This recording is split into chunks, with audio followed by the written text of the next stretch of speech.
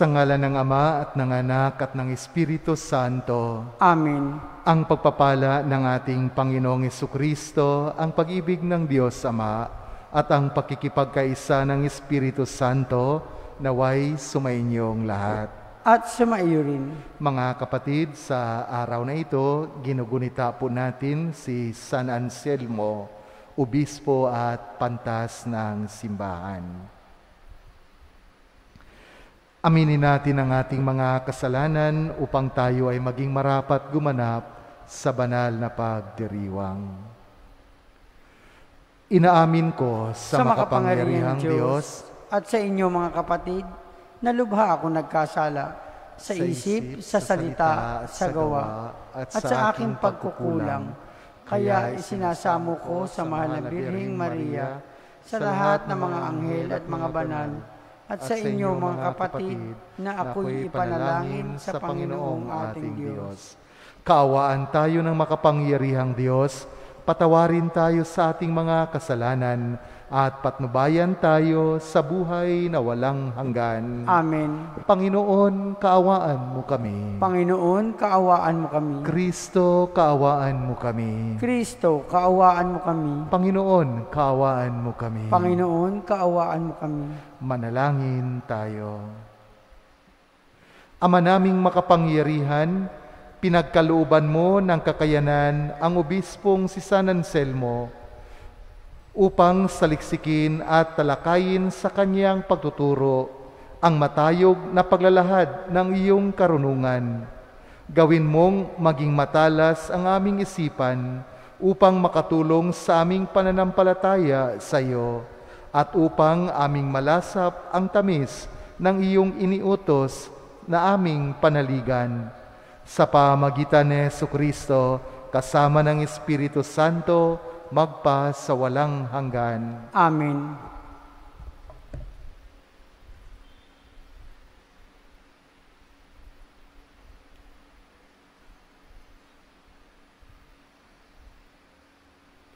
Pagbasa mula sa mga gawa ng mga apostol. Noong mga araw na iyon, tumindig ang isang Pariseyong nangangalang Gamaliel, tagapagturo ng kautusan at iginagalang ng buong bayan. Iniutos niyang ilabas muna ang mga apostol, saka nagsalita. Mga kababayan, isipin ninyong mabuti ang gagawin sa mga taong ito. Hindi pa nagtatagal na lumitaw si Teudas, na nagpanggap na isang dakilang pinuno at nakaakit na may 400 tagasunod. Ngunit nang mapatay siya, nagkawatak-watak ang mga tauhan niya at nauwi sa wala ang kilusan. Pagkatapos lumitaw naman si Judas na taga-Galilea noong panahon ng pagpapatala at nakaakit din ng maraming tauhan. Nang mapatay siya, nagkawatak-watak din ang mga tagasunod niya. Kaya't sinasabi ko sa inyo, huwag ninyong pakialaman ang mga taong ito. Hayaan ninyo sila. Kung ang kanilang panukala o pagpupunyaging ito'y mula sa tao, ito'y mabibigo. Ngunit kung mula sa Diyos, hindi ninyo ito masasansala at lilitaw pang lumalaban kayo sa Diyos. Napahinuhod sila sa payo ni Gamaliel. Pinapasok na muli ang mga apostol at pagkatapos ipapalo at pagwalang mangaral sa pangalan ni Jesus, sila'y pinalaya. Galak na umalis sa mga apostol sa harap ng Sanhedrin, sapagkat minarapat ng Diyos na sila'y malagay sa kahihiyan alang-alang sa pangalan ni Jesus. At araw-araw nagpupunta sila sa templo at sa mga tahanan at dooy nagtuturo at nangangaral tungkol kay Jesus ang Kristo. Ang salita ng Diyos. Salamat sa Diyos. Ang tanging aking mithi, Panginooy makapiling. Ang tanging aking mithi, Panginooy makapiling. Tanglaw ko'y ang poon, aking kaligtasan, kaya walang takot ako kanino man, sa mga panganib kanyang iingatan, kaya naman ako'y walang agam-agam. Ang tanging aking mithi, Panginooy makapiling. Isang bagay lamang ang aking mithiin, isang bagay itong sa poon hiniling, ang ako'y lumagi sa banal na templo. Apang kagandahan niya'y mamasdan ko, at yaong patnubay niya ay mata mo. Ang tanging aking mithi, Panginooy makapiling. Ako'y nananalig na bago mamatay, masasaksihan ko ang iyong kabutihan, na igagawad mo sa mga hinirang. Sa Panginoong Diyos tayo'y magtiwala, ating patatagin ang paniniwala. Tayo ay umasa sa kanyang kalinga. Ang tanging aking mithi, Panginooy makapiling.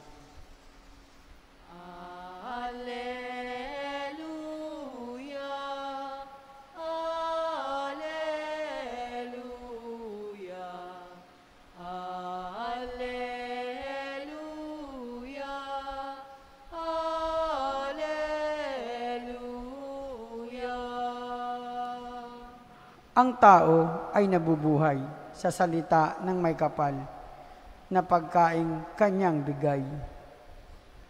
Alleluia, Alleluia, Alleluia, Alleluia.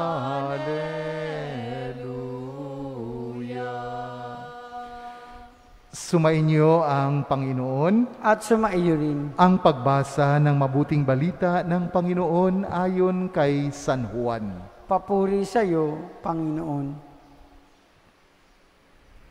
Noong panahong iyon, tumawid si Jesus sa ibayo ng lawa ng Galilea na tinatawag ding lawa ng Tiberias. Sinundan siya ng napakaraming tao sapagkat nakita nila ang mga kababalaghang ginawa niya sa pagpapagaling sa mga may sakit. Umahon si Jesus sa burol kasama ang kanyang mga alagad at naupo roon. Malapit na noon ang pista ng Paskwa ng mga Hudyo. Tumanaw si Jesus at nakita niyang dumarating ang napakaraming tao. Tinanong niya si Felipe, "Saan tayo bibili ng tinapay upang makakain ang mga taong ito?" Sinabi niya ito para subukin si Felipe, sapagkat alam ni Jesus ang kanyang gagawin. Sumagot si Felipe, "Kahit na po halagang 200 dinaryong tinapay ang bilhin, ay di sasapat para makakain ng tigkakaunti ang mga tao." Sinabi ng isa sa kanyang mga alagad, si Andres na kapatid ni Simon Pedro, "Mayroon po ritong isang batang lalaki na may dalang 5 tinapay na sibada at 2 isda. Ngunit gaano na ito sa ganyang karaming tao?" "Paupuin ninyo sila," wika ni Jesus. Madamo sa lugar na yaon. Umupo ang lahat. Humigit kumulang sa 5,000 ang mga lalaki. Kinuha ni Jesus ang tinapay at matapos magpasalamat sa Diyos ay ipinamahagi sa mga tao. Gayon din ang ginawa niya sa isda. Binigyan ang lahat hanggat sa gusto nila, at nang makakain na sila, sinabi niya sa mga alagad, "Tipunin ninyo ang lumabis para hindi masayang." Gayon nga ang ginawa nila at nakapuno sila ng 12 bakol. Nang makita ng mga tao ang kabalaghang ginawa ni Jesus, sinabi nila, "Tunay na ito ang propetang paririto sa sanlibutan." Nahalata ni Jesus na lalapit ang mga tao at pilit siyang kukunin upang gawing hari. Kaya muli siyang umalis na mag-isa patungo sa kaburulan. Mga kapatid, ang mabuting balita ng ating kaligtasan. Pinupuri ka namin, Panginoong Hesukristo. Meron pong isang preacher o nagpapahayag ng salita ng Diyos na sabi po niya, "It will never be enough until you give it away." Nang ibig pong sabihin, gaano man karami, gaano man karami ang mga bagay-bagay o kayamanan na andyan sa iyo, hindi yan magkakasya sa mga taong nangangailangan kung hindi ka magsimulang magbigay. Ganun pa man, gaano man sa isang banda, gaano man kaliit ang mga bagay-bagay na andyan sa iyo, kung magsimula kang magbigay, magiging simula yan ng pagiging masapat sa mga tao. It will never be enough until you give it away. Mga kapatid, sa Ebanghelyo po na narinig po natin sa umagang ito, pinakain ni Jesus ang libu-libong tao. Imagine, libu-libo ang pinakain ng ating Panginoon. Tatlong mahalagang bagay ang nais ko pong ibahagi po sa inyo sa umagang ito. Una, the generosity of the poor. Ang pagiging mapagbigay ng mga dukha o may hirap.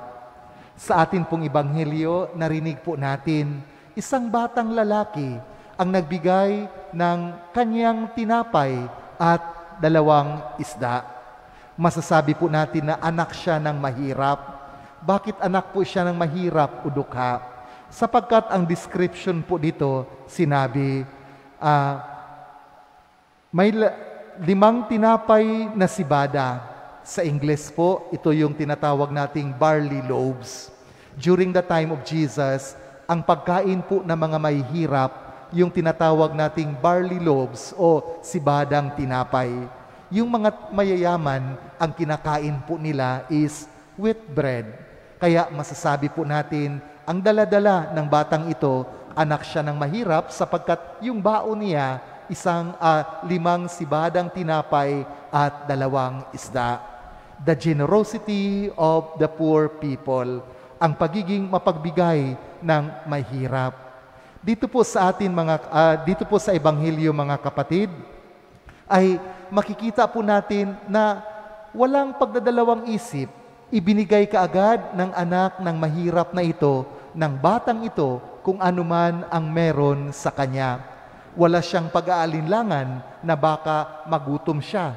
Ang nakita lang niya, kailangan ang tinapay at kakaunting isda na dala niya. Kaya ibinigay po niya.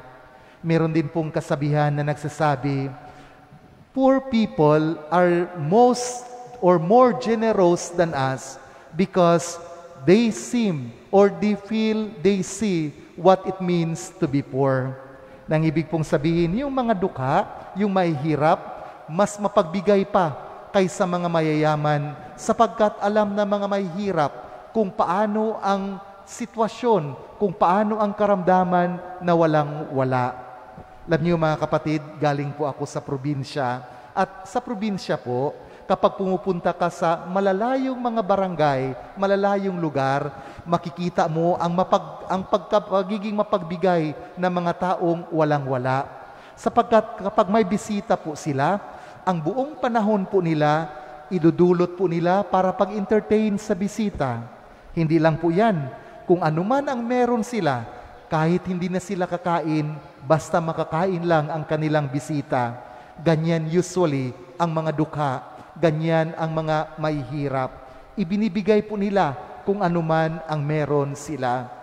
Poor people are usually more generous because they felt, alam nila kung ano ang sitwasyon ng isang walang-wala. Kaya nararamdaman po nila kung ano ang sitwasyon ng isang binibigyan po nila. Generosity of the poor people, dito po natin makikita sa ating Ebanghelyo. Pangalawa pong napakahalagang punto dito mga kapatid, the beauty of an anonymous donor. Ang kagandahan po sa isang taong nagbibigay na hindi po nagpapakilala. Sa ating Ebanghelyo, natanong nyo na po ba, Ano kaya ang nangyari sa batang ito pagkatapos ng milagrong ito, pagkatapos ng tagpong ito?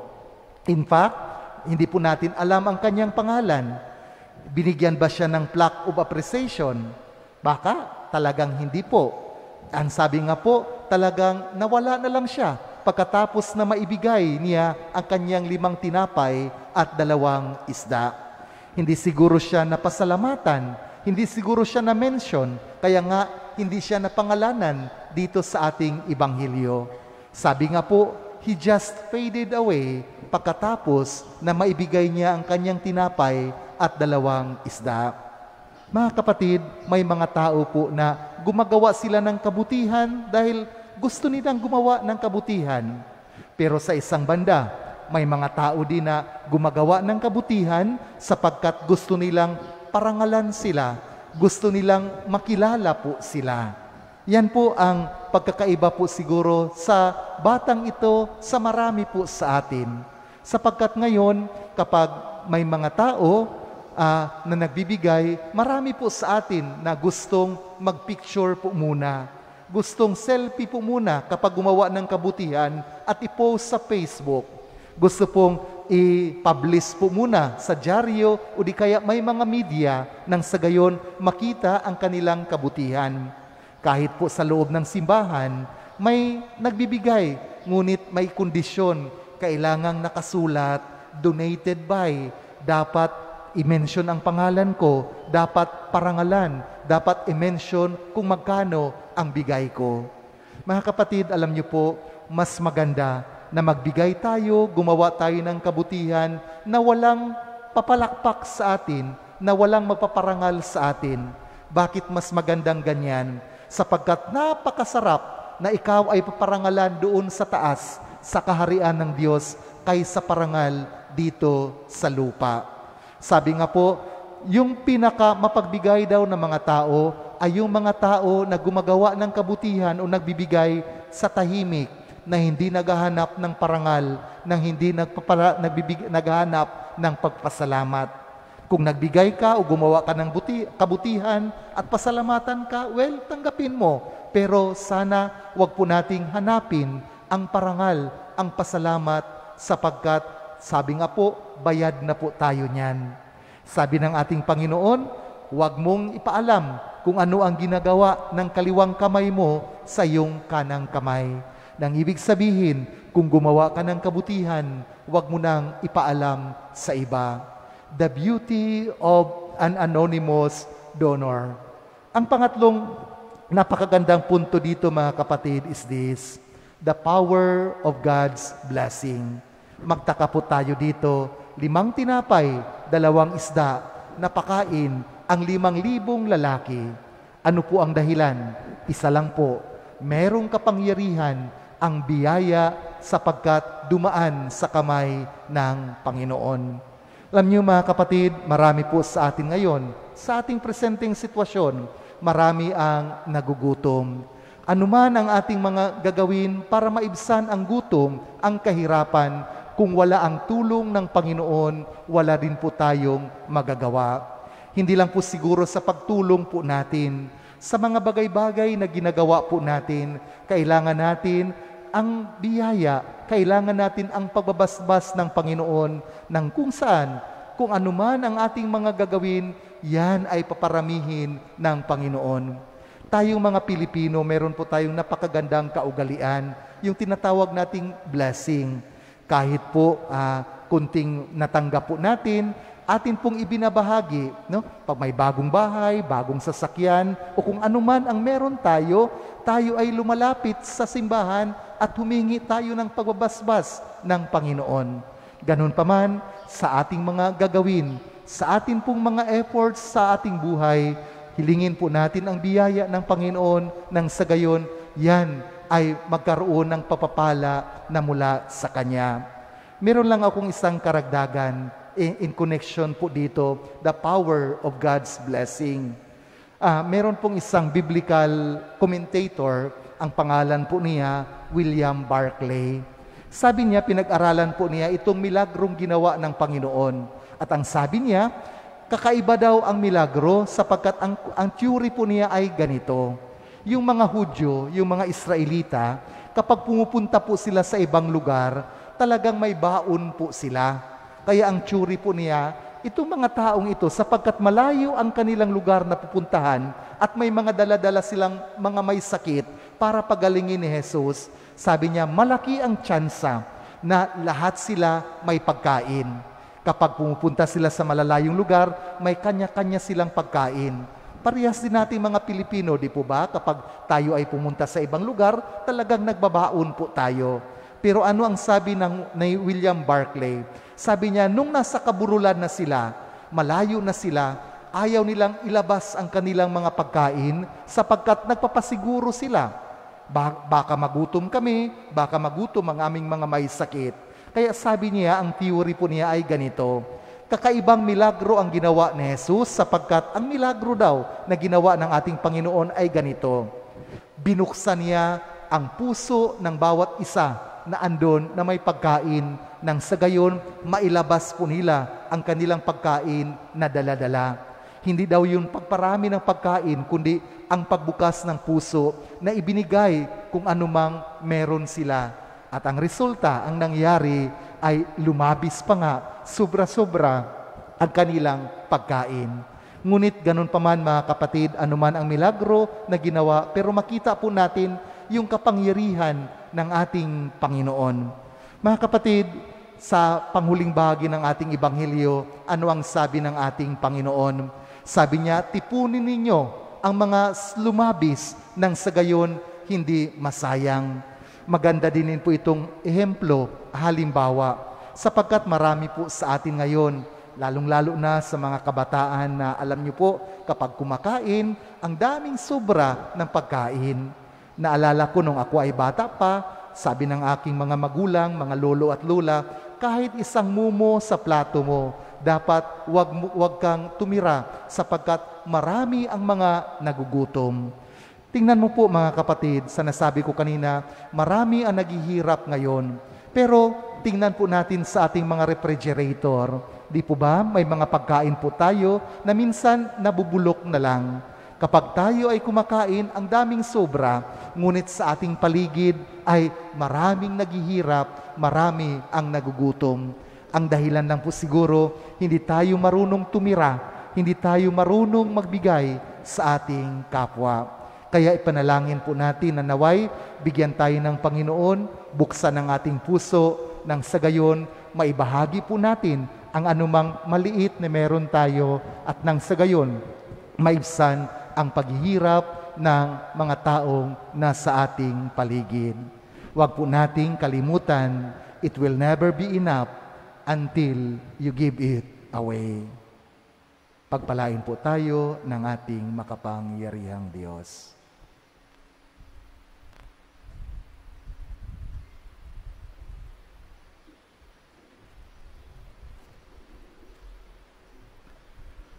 Sa himala ng pagpapakain ng 5,000 tao, ipinakita sa atin ng ating Panginoon na ibibigay ng Ama ang lahat ng ating mga pangangailangan.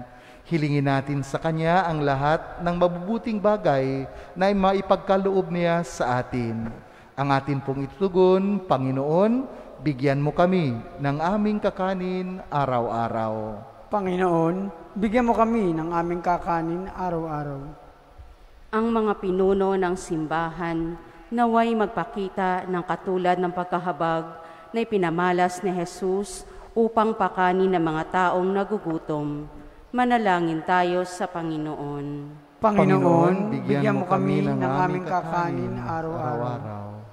Ang mga Kristiyano naway tularan ang ginawa ng batang nagbahagi ng kanyang pagkain at magbahagi rin ng anumang maaaring makatulong sa mga nangangailangan. Manalangin tayo sa Panginoon. Panginoon, bigyan mo kami ng aming kakanin araw-araw. Ang mga kabataan naway matagpuan si Kristo bilang tugon sa kanilang pagkauhaw at pagkagutom. Manalangin tayo sa Panginoon. Panginoon, bigyan mo kami ng aming kakanin araw-araw. Ang mga may sakit naway makatanggap ng tulong para sa kanilang katawan at kaluluwa. mula sa mga nangangalaga sa kanila. Manalangin tayo sa Panginoon. Panginoon, bigyan mo kami ng aming kakanin araw-araw. Ang mga yumaong mahal natin sa buhay, naway makasalo sa walang hanggang piging sa kaharian ng Diyos. Manalangin tayo sa Panginoon. Panginoon, bigyan mo kami ng aming kakanin araw-araw. Sa ilang sandali ng katahimikan, ipanalangin po natin ngayon ang ating mga personal na mga kahilingan.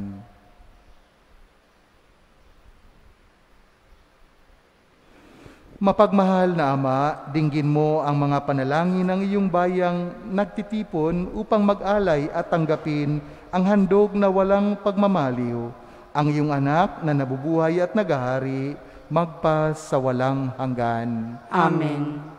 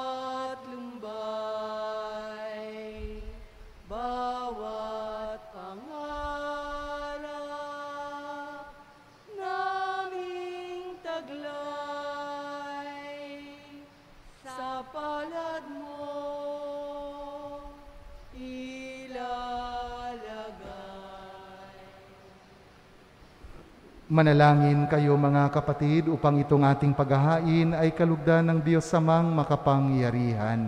Tanggapin nawa ng Panginoon ito paghahain sa iyong mga kamay, sa kapurihan niya at karangalan, sa ating kapakinabangan at sa buong sambayanan niyang banal. Ama naming lumikha, tunghayan mo ang mga alay na nasa dambana. Ngayong kami naghahain para si San Anselmo ay magunita sa ikapagpapatawad ng aming mga kasalanan at sa ikatutupad ng aming pagsamba sa iyong ngalan, sa pamamagitan ni Jesucristo, kasama ng Espiritu Santo, magpa sa walang hanggan. Amen. Sumainyo ang Panginoon. At sumaiyo rin. Itaas sa Diyos ang inyong puso at diwa. Itinaas na namin sa Panginoon. Pasalamatan natin ang Panginoong ating Diyos. Marapat na siya ay pasalamatan. Ama naming makapangyarihan, tunay ngang marapat na ikaw ay aming pasalamatan sa pamamagitan ni Jesucristo na aming Panginoon. Ngayong si San Anselmo ay pinararangalan sa pamumuhay niyang totoong uliran at pagiging maaasahan sa panunungkulan. Kaya't si Jesucristo na maaasahan sa katapatan ay inihahayag sa pangangasiwa sa sambayanan. Ang malasakit na mga ulirang tagapangasiwa noon ay nagpapatuloy magpahanggang ngayon sa mga panalangin kanilang iniuukol. Kaisa ng sambayanan mong dito'y nagtitipon. Kaya kaisa ng mga anghel na nagsisiawit ng papuri sa iyo nang walang humpay sa kalangitan, kami ay nagbubunyi sa iyong kadakilaan. Santo, Santo, Santo, Panginoon Diyos ng mga hukbo, napupuno ang langit at lupa ng kadakilaan mo. O sana sa kaitaasan, pinagpala ang naparirito sa ngalan ng Panginoon, o sana sa kaitaasan. Ama naming banal, ikaw ang bukal ng tanang kabanalan, kaya't sa pamamagitan ng iyong Espiritu, gawin mong banal ang mga kaloob na ito upang para sa amin maging katawan at dugo ng aming Panginoong Hesukristo. Bago niya pinagtiisang kusang loob na maging handog, hinawakan niya ang tinapay, pinasalamatan kanya, pinaghati-hati niya iyon, iniabot sa kanyang mga alagad at sinabi, "Tanggapin ninyong lahat ito at kanin. Ito ang aking katawan na ihahandog para sa inyo."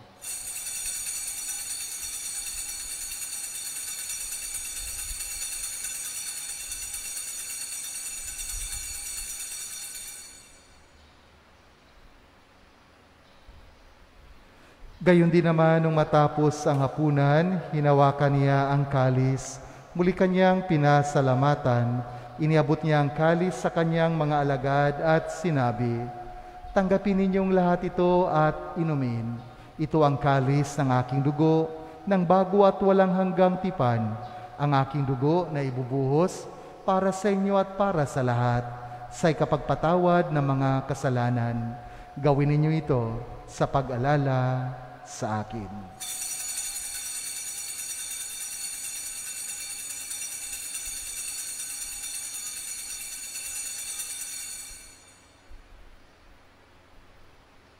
Ipagbunyi po natin ang misteryo ng ating pananampalataya. Si Kristo ay gunitain, sarili ay inihain. Bilang pagkait inumin, pinagsasaluhan natin hanggang siya ay dumating. Ama, ginagawa namin ngayon ang pag-alala sa pagkamatay at muling pagkabuhay ng iyong anak. Kaya't iniaalay namin sa iyo ang tinapay na nagbibigay buhay at ang kalis na nagkakaloob ng kaligtasan. Kami ay nagpapasalamat dahil kami yung minarapat na tumayo sa harap mo para maglingkod sa iyo. Isinasamo namin kaming magsasalo-salo sa katawan at dugo ni Kristo ay mabuklod sa pagkakaisa sa pamamagitan ng Espiritu Santo. Ama, lingapin mo ang iyong simbahang laganap sa buong daigdig. Puspusin mo kami sa pag-ibig, kaysa ni Francisco na aming Papa at ni Jose na aming Obispo at ng Tanang Kaparian. Alalahanin mo rin ang mga kapatid naming nahimlay nang may pag-asang sila'y muling mabubuhay, gayon din ang lahat ng mga pumanaw. Kaawaan mo sila at patuloyin sa iyong kaliwanagan. Kaawaan mo at pagindapatin kaming lahat na makasalo sa iyong buhay na walang wakas, kaysa ng mahal na Birheng Maria na Ina ng Diyos, ng kanyang kabiyak ng puso, si San Jose, kaysa ng mga apostol at ng lahat ng mga banal na namuhay dito sa daigdig ng kalugod-lugod sa iyo. May pagdiwang nawa namin ang pagpupuri sa ikararangal mo sa pamamagitan ng iyong anak na aming Panginoong Hesukristo.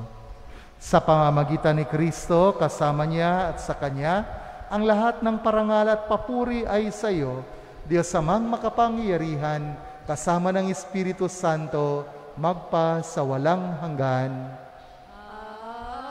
Amen. Amen. Amen. Amen. Sa tagubili ng mga nakagagaling na utos at turo ni Jesus na Panginoon natin at Diyos, ipahayag natin ng lakas loob. Ama namin, sumasalangit ka, sambahin ang ngalan mo. Mapasa amin ang kaharian mo, sundin ang loob mo. Dito sa lupa para ng sa langit, bigyan mo kami ngayon ng aming kakanin sa araw-araw. At patawarin mo ang aming mga sala para ng pagpapatawad namin sa nagkakasala sa amin. At huwag mo kaming ipahintulot sa tukso, at iadya mo kami sa lahat ng masama. Hinihiling namin kami iadya sa lahat ng masama, pagkalooban ng kapayapaan araw-araw, iligtas sa kasalanan at ilayo sa lahat ng kapahamakan, samantalang aming pinanabikan ang dakilang araw ng pagpapahayag ng tagapagligtas naming si Jesucristo. Sapagkat iyo ang kaharian at ang kapangyarihan at ang kapurihan magpakailanman. Amen. Panginoong Jesucristo, sinabi mo sa iyong mga apostol, kapayapaan ang iniiwan ko sa inyo, ang aking kapayapaan ang ibinibigay ko sa inyo. Tungayan mo ang aming pananampalataya at huwag ang aming mga pagkakasala. Pagkalooban mo kami ng kapayapaan at pagkakaisa ayon sa iyong kalooban, kasama ng Espiritu Santo, magpa sa walang hanggan. Amen. Ang kapayapaan ng Panginoon ay laging sumainyo. At sumaiyo rin. Mga kapatid, magbigayan po tayo ng kapayapaan sa isa't isa. Peace be. Kordero ng Diyos na nag-aalis ng mga kasalanan ng sanlibutan, maawa ka sa amin. Kordero ng Diyos na nag-aalis ng mga kasalanan ng sanlibutan, maawa ka sa amin. Kordero ng Diyos na nag-aalis ng mga kasalanan ng sanlibutan, ipagkaloob mo sa amin ang kapayapaan. Mga kapatid, ito ang ating Panginoong Jesucristo, ang ating Panginoong muling nabuhay. Ito ang kordero ng Diyos na nag-aalis ng mga kasalanan ng sanlibutan. Mapalad ang mga inanyayahan sa kanyang piging. Panginoon, hindi ako karapat-dapat na magpatuloy sa iyo, ngunit sa isang salita mo lamang ay gagaling na ako.